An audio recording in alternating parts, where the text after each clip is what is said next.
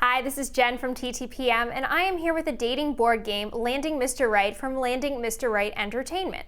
But the only thing this game is landing is a negative review. To put it bluntly, this game is misleading. It's suggested for dating ages and up, but what really is dating age? In this case, let's be clear, this is not a game for any dater under 21, if then.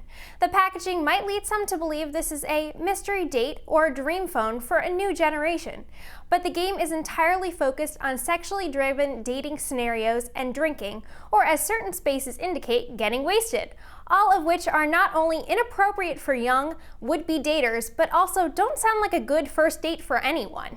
Questions often require players to build off raunchy dating scenarios or draw from your own dating escapades, which can make players more than a bit uncomfortable reading out loud, and after a while make the gameplay drag. Maybe it's best suited for bachelorette parties, but we found these dirty dating scenarios coupled with the stereotyped guys you draw a date with make the game, despite its adult context, seem both juvenile and, no matter how many people played, simply not fun.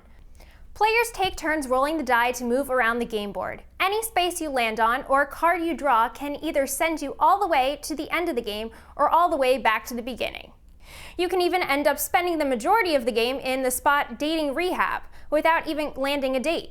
Land on a date space and you get to choose between one of 6 male stereotypes to date: blue blood, CEO, regular guy, rock star, techno geek, and triathlete. I say stereotypes because these cards' topics focus mainly on the cliche, money-focused qualities of a blue blood, the wild qualities of dating a stereotypical rock star, which might seem comical at first, but aren't.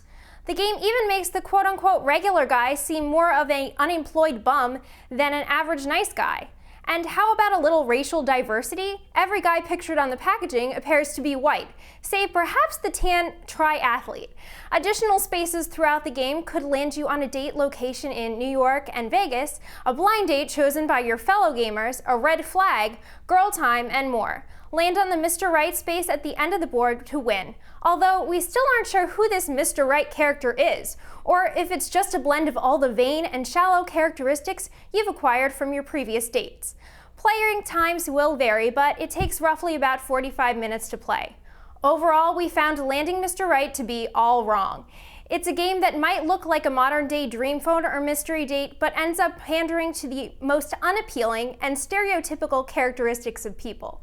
The humor is one-dimensional and falls flat, and it's hard to imagine anyone really aspiring to be like the women in these cards or date the men they're offered.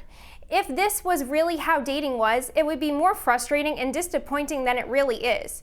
You can swap dating war stories with your friends without this idiotic game. We really can't recommend it for anyone. It's too juvenile and unexciting for adults, and we cannot stress enough this is not appropriate for any daters under 21. For more information on this and other games, head over to our website at TTPM or download our free app, Shop for Kids by Time to Play Mag, for more info on the go.